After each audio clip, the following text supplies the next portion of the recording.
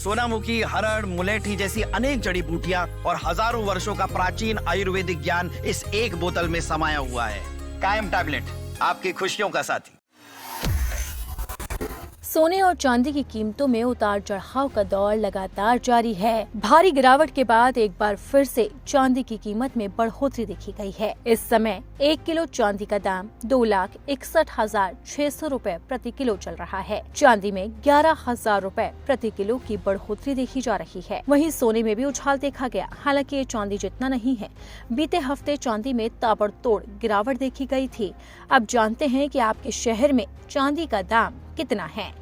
MCX में 1 kilo चांदी का दाम 2,61,807 रुपए चल रहा है। इसमें 11,915 रुपए प्रति किलो की तेजी है।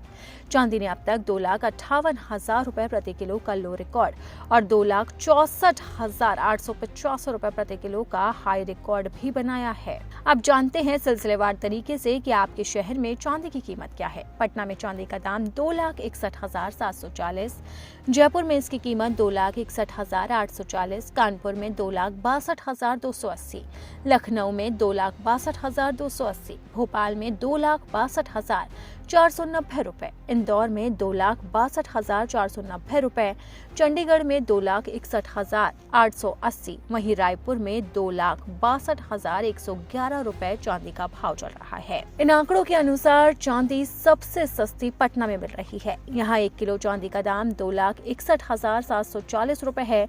भोपाल और इंदौर में चांदी का भाव सबसे ज्यादा है। यहाँ 1 किलो चांदी की कीमत 2,62,490 रुपए चल रही है। अगर आप चांदी में निवेश करना चाहते हैं तो सिल्वर ETF इससे भी अच्छा ऑप्शन है। सिल्वर ETF के जरिए आप चांदी में ऑनलाइन निवेश कर सकते हैं।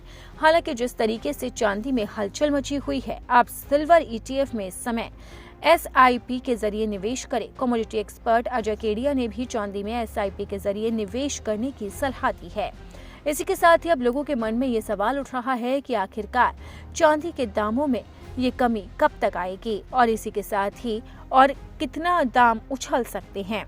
एक्सपर्ट्स का मानना है कि चांदी में अब भारी तेजी आने की संभावना नहीं है, लेकिन सोने की कीमत बढ़ सकती है और सोने का यह आंकड़ा सीधा 3 लाख को पार कर सकता है।